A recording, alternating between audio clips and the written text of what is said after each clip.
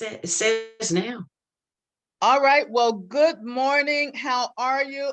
I apologize. Good Monday morning. I apologize for the delay. We had a little technical difficulty this morning, but we're here. Uh-oh, this is doing this now. I'm talking over it. Can you hear me now? Yes. All right. Can you hear me now? Yes. All right. We had, again, a little technical difficulty, but here we are. Welcome to Coaches and Coffee. And boy, do we have an awesome guest today. We have Sharon Doty. Sharon is the author of Widowoman, A Journey, a book that you can get on Amazon. And why I have Sharon with us today is that we're going to talk about really loss and grief between the pandemic. And though I know for myself, I'm 60 plus years old these days. I know I don't look it at all, but I am. And, but you know, really, every week I'm dealing with someone who passed or died in my life. And Sharon had a pretty, it's the same kind of thing we all deal with from time to time when someone we lose someone we love passes. However, she wrote a book about it. And first of all, just really welcome Sharon. Sharon is an international expert on child sexual abuse prevention. Now, we're not going to talk about that today. That'll be another time. But welcome, Great. Sharon. How are you? I'm really, really glad to be here. Good morning to everyone. So pleased that you invited me to come and talk about this. You're right, Sheila. It's a very important topic for all of us. Yes. It's something we will all deal with ourselves personally, and something that we'll all do at some point. Absolutely. From the youngest on, I mean, when my husband died, one of the most impactful conversations I had was with a 4-year-old, my granddaughter. Wow. She wanted to know if her papa was now going to be with her puppy that died. Wow. She was dealing with the loss of that dog. And she knew her papa liked animals, and would he now take care of her puppy? So it's from the very earliest on, we're dealing with loss. Awesome. Yes, we are. Well, Sharon, we're going to ask a few questions this morning of you. In your book, what do you mean when you talk about subculture widow? You talk about, I didn't know. Yes. I didn't know there was such a thing. But the day my husband died, it's a sort of a running culture that's undistinguished or unrecognized by people by widows, women, until they're in it. And there's a whole world of the way people think you ought to act, the things people think you ought to be doing, the things that people think it's okay to ask you and talk to you about, that is distinct from the way they treated you the day before. It's really everything from being escorted. That was the president of my parish council. And a week later, when I went to an event at the church after Ned died, I was escorted to the widow's table. I didn't know we had one. Well, and in that case, you said the subculture exists for women. Does it also exist for men? I would imagine so. It does, but it's different for men, because part of the subculture is about the society relating to us as if we can't handle life anymore because our man is gone. Wow. I mean, they ask me things. People I don't know ask me things like, did Ned leave you financially okay? They asked you that? They did ask. The people ask me that. Wow. Or do you still have to work? Like that, first of all, that was any of their business. And second of all, like I would tell them, or that I couldn't take care of myself. Yeah. Well, in some cases, people, I guess, can't or are not in position to take care of themselves. Particularly, I know back with my mom and some of her friends, some of my friends' moms didn't work. Their job really was to raise the children and, empower the husband. So financially, they weren't doing that like we do. We do more of that today. Absolutely. Yeah. So what does it look like, though, when people grieve? Boy, I tell you, there's people think they have a picture of what it's supposed to look like. I love that you asked me that question Uh-huh. because out there in the world, people think they know what it's supposed to look like. You even hear it on TV. You'll hear police officers inform someone in a television show that a child has died or a member of their family has died. And then they walk out saying, they didn't seem like they were very upset about that, or they didn't. What about that reaction? Like there's a way people are supposed to be. And what I talk about in my book and what I talk about to people all the time is there isn't any way you have to grieve. You've got to grieve what works for you. You've got to deal with your own emotions, your own, whatever it is you're confronting in life. So what it looks like to grieve is what it looks like for you to deal with whatever loss you're dealing with. That can be very, very acute in the first moments or weeks or months. It can look to some people like putting it off till later. Mm. Some people are stoic in their response. I'm a blubberer, so I cry about everything. I Me joke that I too. cry in the Charmin commercials, right? So I cried and cried and cried and cried and cried when Ned died, right? But other people are stoic and reserved, and they save their grieving for their own time.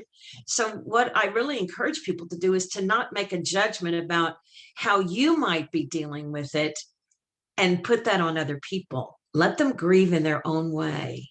Mm.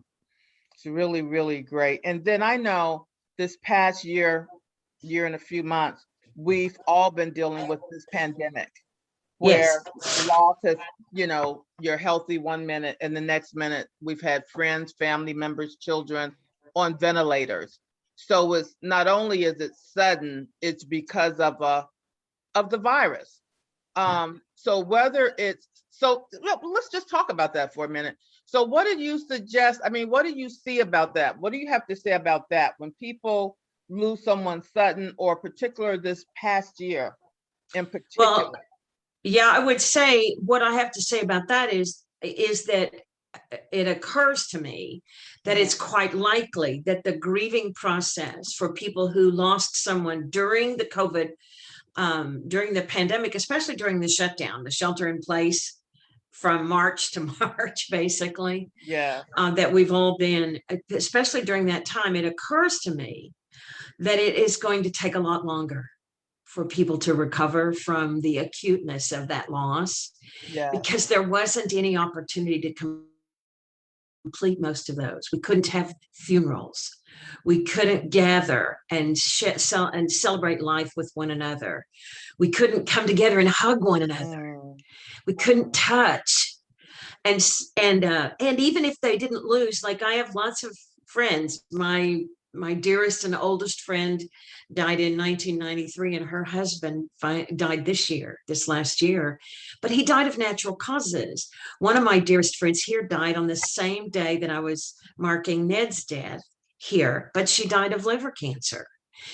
But we couldn't bury her. We had her memorial service 3 weeks ago, Wow. a year later. So the acuteness of that loss, the unresolved, if you would, unresolvedness of that loss, I think is going to prolong grieving. And one of the things that I'm encouraging people to do, I've contacted the local hospices here about sort of upping their game in their bereavement programs, because most hospices, if they're certified, they have to have a bereavement program, a grief program that anybody in the community can participate in at no charge. And those are places where people can come together and actually deal with this loss. And in speaking to the local hospices here, they're having those meetings and they're having them in person, and they're spacing people out because they know how important this is and how Wow. difficult it is. Wow. That's really good because I didn't know that about the hospice that you just shared. So this is very informative for the community. And I really Yeah. wanted to have this conversation, like I said, because in the past 6 months, I've lost really 4 people who are very, very, very close to me. And it was upsetting, it was shocking. And like you said, the kind of closure we're accustomed to right now, we don't have that I opportunity. don't have. We Yeah. don't. We can't come together. We can't share it with each other. We can't even have, I'm in my faith community, over probably the past 10 years, we've averaged losing 6 or 8 people. We lost 15 people last year. Wow. And I think that's not unusual in, in what people are dealing with. But so you just have to confront, that's a lot of loss. That's a lot of loss for us to deal with as a society. And we keep reeling from it. Like you said, 4 in the last few months, so you can't actually absorb and deal with one, especially if you can't complete that loss in the way we normally do, and along comes another one, and along comes another one, and along comes another one. So we really got to be respectful and gracious to one another. We got to have a lot of grace and dignity and respect for one another in dealing with this. Yeah, it's really beautiful. And then Sharon, how does loss change over time? Like, Well, it's interesting. Yeah, it's interesting. I can just, from my experience and from others that I've spoken to, those initial months are very acute. You can't do anything. I mean, I couldn't figure out what to do with Ned's pillow because I'm allergic to down feathers. It was okay when he was sleeping on it, but I didn't want to take the pillow off the bed, so it's those kinds of things are just like the daily, what am I going to do with his bathrobe that's hanging there in the closet? It smells like him and I don't want to lose that, so there are those things and over time that acuteness mellows, if you will, into the background. And then there are moments. It's 10 years since I lost Ned very suddenly at 3:30 in the morning. On March 23rd this year, we marked 10 years since his death. And there are still times when I see something, or when a song comes on the radio, or if I'm doing something in the kitchen, that all of a sudden I am just overwhelmed with tears and loss and just grieving. I call them grief bombs. A friend of mine says that it's like in the, I thought this was a great analogy. She says how it diminishes, or how you deal with it over time, is that in the beginning, it's like you're in a room and there's this great big ball of grief bouncing around in the room, and it's hitting you and hitting the walls all the time. And over time, the ball gets smaller, but it never leaves the room. Oh, wow. Beautiful. Well, on that note, again, you can go on Amazon, Widowoman, A Journey, Sharon Doty, and we're talking about grief. And, it's something that we're all have experienced. It's something that we're experiencing on a high degree of just even some of the things that happen in the news. We're all impacted by it. Exactly. So, this week, especially, open your heart, be great with each other, be loving, be kind to each other. It may be the last time, you really, really don't know. Which leads us to our word for the week. And our word for the week is now. Live your life now. Now meaning at the present time or moment. Take the time out now. Everybody have a great week. Have a magical Monday. And we'll see you again next Monday. God bless you. Thank you so much, Sharon. Have a great day. My pleasure. All right. We love you. See you next week. Bye-bye.